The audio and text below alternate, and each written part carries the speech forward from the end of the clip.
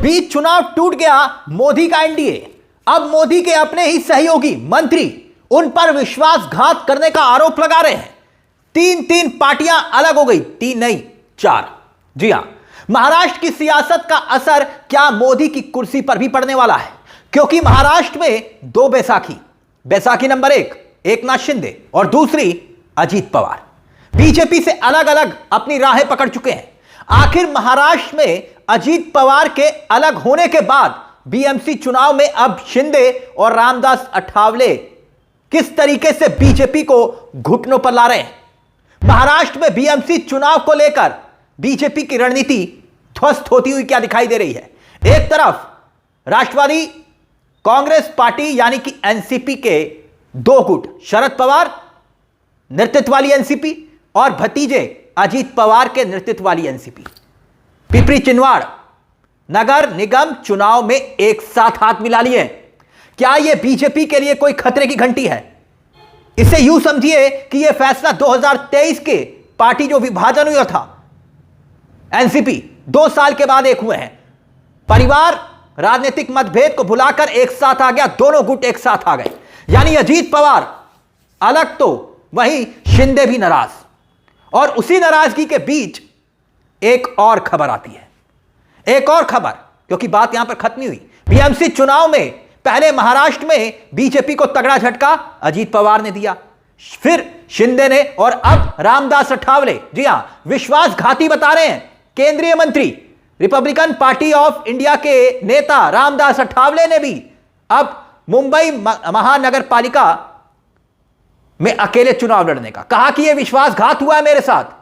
यह खबर देखिए आपके सामने है। महायुति की जंग अब खुलकर सामने आ रही है, यह खबर यह बताती है। इससे पहले एनसीपी अजीत पवार भी महायुति से अलग होने का ऐलान कर चुके हैं, बीएमसी चुनाव अलग लड़ रहे हैं। मगर एक्स पर जो पोस्ट किया है रामदास अठावले ने, क्या कह रहे हैं वो आपकी स्क्रीन पर देखिए। उन्होंने कहा कि महायुति के गठन के बाद से हमने गठबंधन के साथ पूरी ईमानदारी और दृढ़ता के साथ साथ दिया, लेकिन अब सीट शेयरिंग को लेकर जो हुआ वो विश्वासघात के सिवा कुछ नहीं है। आरोप लगाया कि दोपहर 4 बजे यानी कि सोमवार 4 बजे चर्चा के लिए बैठक थी, लेकिन गठबंधन सहयोगियों ने इस प्रतिबद्धता का सम्मान नहीं किया। अठावले ने आगे लिखा, यह मराठी में लिखा है, इसको हम हिंदी में अनुवाद कर रहे हैं। यह सिर्फ समय बर्बादी नहीं बल्कि हमारे आत्मसम्मान पर हमला है। मुंबई महापालिका चुनाव नजदीक है, मैं अपनी पार्टी कार्यकर्ताओं को यह अपमान बर्दाश्त उनके लिए नहीं करूंगा, इसलिए आज मेरे कार्यकर्ता जो भी फैसला लेंगे मैं पूरा समर्थन दूंगा। मतलब समझ रहे हैं आप, अठावले मोर्चा खोल चुके हैं। महाराष्ट्र के विधानसभा चुनाव में जो पिछली बार 2024 में हुआ, उससे पहले 2019 के विधानसभा चुनाव के बाद जब बीजेपी और शिवसेना अलग हुए थे, बीजेपी शिवसेना के अलगाव के बाद एनसीपी और शिवसेना और कांग्रेस ने मिलकर जो सरकार बनाई थी, आपको याद होगा, तभी से ही बीजेपी आग बबूला है। यह बात और है कि उस सरकार को तोड़कर विधायकों को खरीद फरोख्त करके भारतीय जनता पार्टी ने एनडीए की सरकार बना ली थी। याद आया आपको?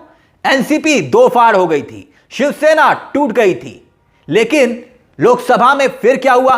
एनडीए धराशायी हुई महाराष्ट्र में लोकसभा में, और एनडीए और उत्तर प्रदेश की वजह से, महाराष्ट्र और उत्तर प्रदेश की वजह से भारतीय जनता पार्टी 303 पर खिसक से 240 पर पहुंच गई। मगर 25 के विधानसभा चुनाव में महाराष्ट्र में महज 5 महीने में बीजेपी ने ऐसा खेल किया जिसकी बुनियाद पर एक बार फिर से महायुति की सरकार बनती है। हर पार्टी अब अपनी अपनी हिस्सेदारी ढूंढने की कोशिश कर रही है। खेल बस यही है, गुणा गणित। इसलिए गठबंधन धर्म भाड़ में गया। कोई धर्म नहीं, सिर्फ राज धर्म। सबको साइड करके अजीत पवार अपनी सोच रहे हैं, रामदास अठावले अपनी सोच रहे हैं, शिवसेना एक नाथ शिंदे अपनी सोच रहे हैं, और शरद पवार राजनीति के चाणक्य तो है ही, वो अपनी गोटी फिट कर रहे हैं, और ये गोटी फिट भी हो चुकी है। तो ऐसी स्थिति में जिसने महाराष्ट्र के बीएमसी चुनाव से पहले ही महायुति के खेमे में एक ऐसा झटका दिया, जो झटका सीधे सीधे सिर्फ और सिर्फ बीजेपी को लगता हुआ दिखाई दे रहा है।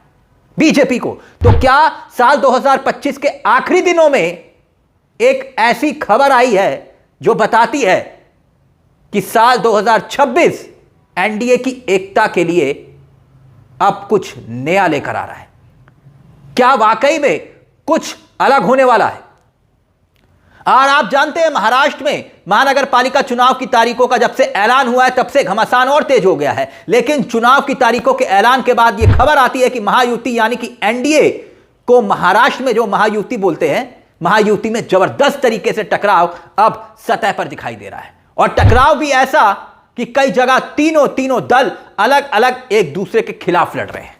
कई जगह बीजेपी अकेले चुनाव लड़ रही है और तो और कई जगह अजीत पवार और शरद पवार एक हो चुके हैं।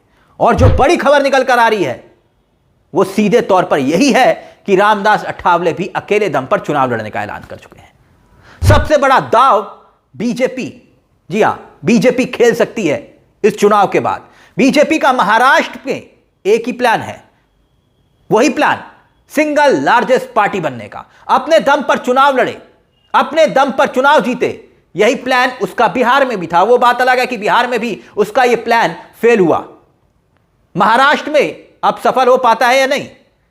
देवेंद्र फडणवीस जिस तरीके से पार्टी का विस्तार कर रहे हैं और जो सबसे ज्यादा एग्रेसिवली प्रचार अपनी पार्टी का विस्तार, यही वजह है कि एकनाथ शिंदे और देवेंद्र फडणवीस के बीच हाल ही के दिनों में कई बार टकराव तक देखने को मिला। क्योंकि यह तो तय हुआ था ना कि आप हमारे लोग नहीं तोड़ेंगे, हम आपके लोग नहीं तोड़ेंगे। लेकिन अब शिंदे के पार्टी के नेताओं को ही फडणवीस अपनी पार्टी में शामिल कर रहे हैं। हम आपके हैं कौन, इसी टाइप का मामला है। लेकिन महाराष्ट्र में जो नगर पालिका के चुनाव में जिस तरीके से टूट देखने को मिल रही है ना, सभी पार्टियों में, सभी गठबंधन में, यह बताता है कि 2025 में जिस तरह के हालात रहे 2026 में चीजें बदल जाएंगी। यानी यूं समझिए कि आने वाला नया साल महाराष्ट्र की राजनीति में कुछ बड़े संकेत लेकर आ सकता है। और हो सकता है कि जो महायुति है उसका पूरा प्रारूप ही बदल जाए, स्वरूप ही बदल जाए। यह भी हो सकता है कि महाविकास आघाड़ी, उसका भी स्वरूप बदल जाए।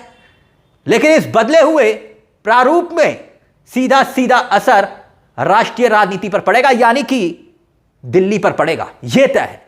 लेकिन इस नगर पालिका के चुनाव के नजरिए सारी पार्टियां जो क्षेत्रीय पार्टियां हैं, चाहे अजीत पवार की पार्टी हो, शरद पवार की पार्टी हो, चाहे उद्धव ठाकरे की पार्टी हो, चाहे एकनाथ शिंदे की पार्टी हो, चाहे भारतीय जनता पार्टी खुद क्यों ना हो, और कांग्रेस भी, ये देख लेना चाहते हैं कि उसका अपना कितना जनाधार है, जो लोकल जनाधार है वो ताकत कितनी है।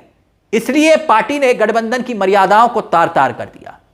किसी ने भी जहमत नहीं उठाई कि गठबंधन को बरकरार रखें। अब नतीजे बहुत हद तक निर्भर करेंगे कि महाराष्ट्र में अब आगे होने क्या वाला है। देश की सियासत की पॉलिटिक्स पर यह असर डालेगा, यह तय है। क्योंकि अगर शिवसेना, एकनाथ शिंदे की शिवसेना कमजोर होती है और उद्धव ठाकरे की शिवसेना मजबूत होती है, और जो अटकलें लगाई जा रही हैं, बीजेपी भविष्य में हो सकता है कि उद्धव ठाकरे को अपने साथ ले ले, या ठाकरे परिवार अब क्योंकि एक हो गया है तो पूरा का पूरा जो परिवार है एनडीए में चला जाए। अटकलें लगाई जा रही हैं और यह सब कुछ हवा में नहीं हो रहा है। इसलिए सबसे ज्यादा खतरा एकनाथ शिंदे पर है। इस मुद्दे को लेकर अपनी राय हमें कमेंट बॉक्स में जरूर दीजिएगा। मुझे तिलक चावला को दीजिए इजाजत। एक छोटी सी दरख्वास्त, चैनल को सब्सक्राइब जरूर कर लीजिएगा। यह मंच आप ही का है जहां हम सिर्फ खबर नहीं दिखाते बल्कि खबर के पीछे की खबर भी बताते हैं। नमस्कार, जय हिंद, जय भारत।